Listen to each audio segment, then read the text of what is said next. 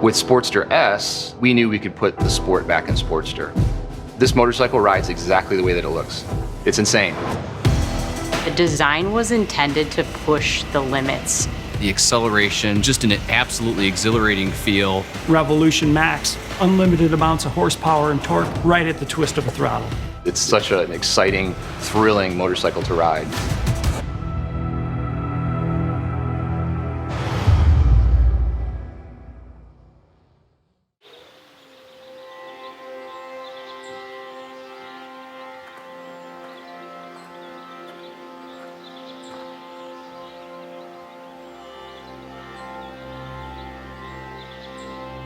Jochen, I understand that you're in Scotland, and just wanted to welcome you to my country. I hope you have an amazing time there. There are some of the best riding roads in the world in Scotland, and so I hope you've got your Harley with you and that you're going to get some miles done out on the roads. Really have a great time, and welcome to Scotland.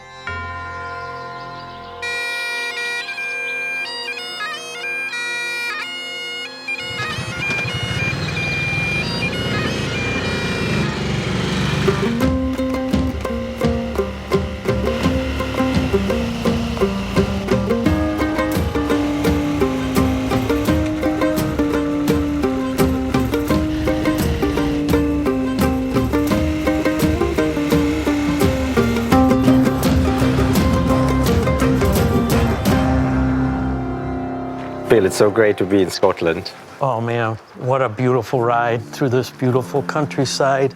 It's amazing to be here, Jochen. This is a pretty awe-inspiring, emotional experience for me. My ancestry is here. Think about that it all kind of started, you know, with your great-great-great-grandfather in Scotland. If he had not gone to America, it wouldn't have happened. It would have been a different story. It's a labor of love, the restoration, the fact that they preserved it for riders from all around the world to come and enjoy and spend time here. Pretty awesome. Pilgrimage back to the roots. Heritage is so powerful, and it's really unique to our company, which I'm so proud of. Yeah, well, and it's so great to combine it, you know, going back to the roots and then launching a new bike, which has a whole history on its own. Actually, I was looking at the dates. If you think about it, they left for America in 1857. The first Sportster came to market in 1957, exactly 100 years later. And now we're here over 60 years later and are launching the next Sportster. It's quite extraordinary.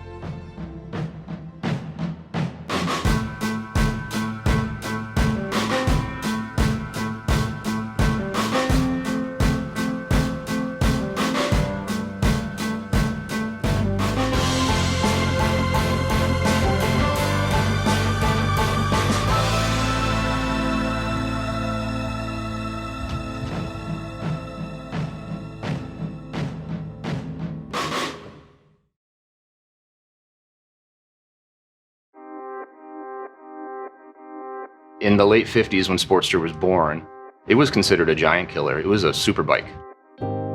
Whether you were on the flat track, drag strip, or you're on the street, I mean, it was a real performance motorcycle.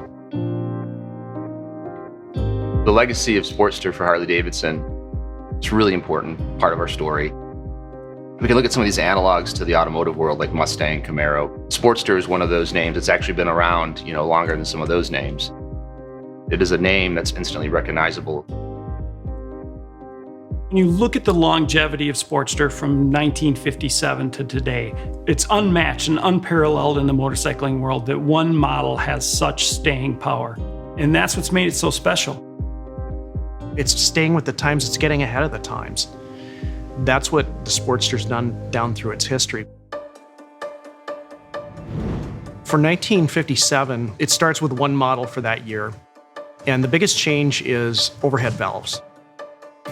And so it's going to provide a lot more power, which is what riders were asking for, it's what dealers were asking for. The name Sportster is really synonymous with the general use of that bike. It was a small, nimble, powerful bike. There was a strong demand for it in the market. We were looking at low-priced, high-performing, lightweight motorcycles. And once the Sportster is released, it's really incredible to see where it goes from there. In the first year that Sportsters were out, Gerald McGovern campaigned on a new 1957 Sportster and won the Jack Pine Endurance Run, which is one of the most brutal motorcycling events. And so Harley-Davidson couldn't help but really make some noise about this. One of the more unique uses happens in which the LA Coliseum is really kind of used as a hill climb. One of the seating sections was outfitted with a ramp to get this thing up to the top, just to show the power of the Sportster model. One of the most important things about the Sportster engine was how versatile it was. You could literally take this engine, you could put it in a road bike, you could put it in a Daytona racer bike, you could put it in scrambles or flat track racing, you could put it in a hill climb, you could put it in a land speed record bike. And it would outperform all the competition in all of those different forms. One monumental point in Sportster history really is the Sportster Streamliner. In 1970, a group of 4 guys developed this kind of long cigar-looking rocket run on a Sportster engine. The first time you look at it, some people might say, that's a motorcycle? It is. You're talking about a Sportster engine going 265 miles an hour and basically kind of crushes the land speed record for its time. A new motorcycle world land speed record. You know, the company's always looking at how can we take this thing that's great and make it even greater. So technology-wise, the bike is always moving ahead. And now today, we have the birth of the Revolution Max platform. So you're going from evolution to revolution.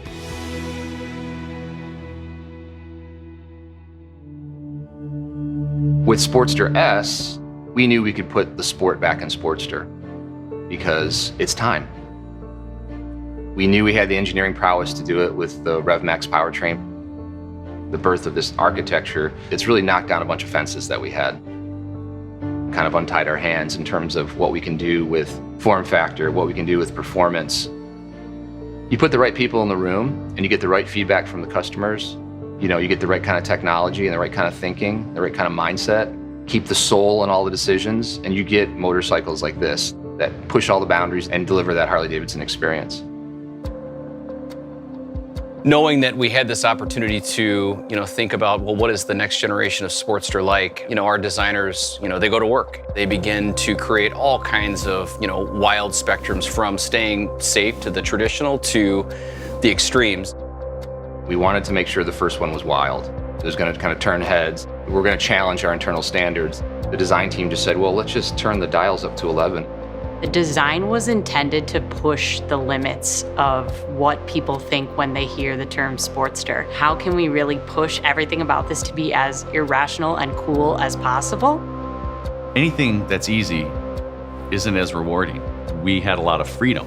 We knew there was nothing ever like it, so there was nothing that was constraining our imagination. It's crazy to me, but of all the designs that we've worked on, this is one where there was the least amount of change from the design mock-up to the final production model. I think when people take a look for the first time at Sportster S, while it's going to look very different, it's also going to look very familiar. We wanted to stitch in some iconic elements of the design from different generations of Sportster. The tail section, XR750, the fat 16-inch front wheel, that's 48. If you look at what our customers do with Sportster, customization, you can have the same experience you've had with past Harley-Davidsons in terms of making it your own. You can fully kit out the new RevMax family with all kinds of great parts and accessories. For this bike to really find its way into the modern era, we really gave ourselves a ton of freedom with regards to technology. The ride modes are amazing. It totally changes the personality of the bike. We have this really beautiful 4-inch round TFT display. It's Bluetooth enabled and allows for us to have turn-by-turn navigation and no longer having to worry about the traditional Sportster method of like taping your directions to your tank and trying your best to remember how to get there. But it also has all the upgraded riding safety enhancements. Having cornering enhancement, ABS, allow for a better riding experience. It's just like Sportster should be, and it's completely unlike any other Sportster you've ever ridden.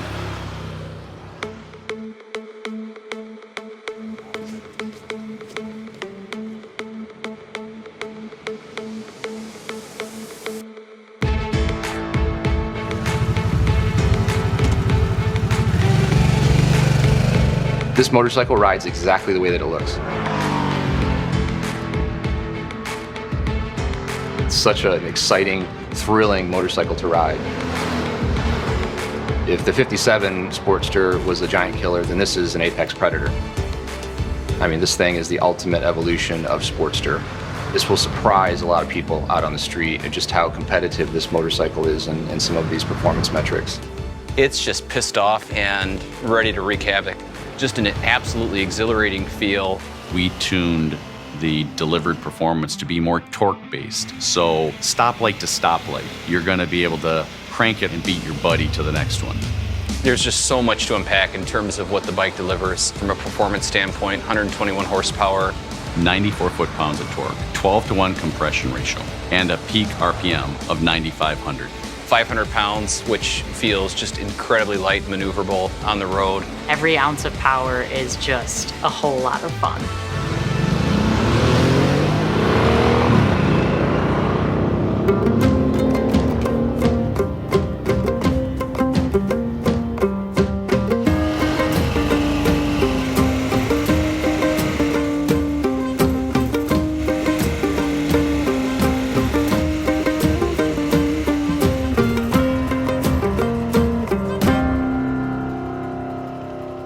It was fun charging into some of those corners and grabbing a handful and coming out of the corner. Perfect bike for twisted roads of Scotland. Yeah, absolutely. It was fun. I can't wait for people to throw a leg over this bike and really experience the performance that this bike has. It's so agile and it's a real beast. It really is. I mean, just every gear, there's a surprise waiting for you now. Yeah. You know, when we were riding today, I was reflecting on so much, you know, the heritage, my family, Scotland. But what I'm really reflecting on now, after getting off that motorcycle, is, you know, we're in exciting times for Harley-Davidson, the Revolution Max 1250 and the new Sportster, and what's to come. It's very, very exciting. Well, it was a great day. It was great to experience it with you, the history of your ancestors, a new bike, and I think it's time to have a whiskey now. I love that.